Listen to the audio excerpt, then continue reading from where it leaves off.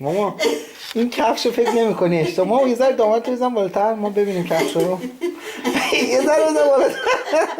این کفش منه که بایی مخواستی بری اینجوری مخواستی بری ماما. اصلا من برای دکتر دست. خب یه دیگه چرا ما روشن کن ماما.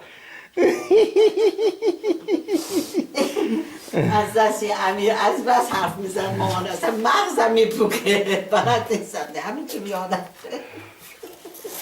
اگر اینجوری برفتم چه کار میکردم میدونی کی حالیم شد؟ کی؟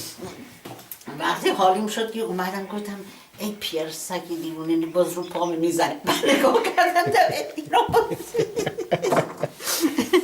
پس رفتی؟ حالا با اتوبوس برم بازم بری یا نه دیگه؟ با اتوبوس برو. نه آخه سلمان میخوام پس از بالا برو. بالا 3 تا میاد راحت تری.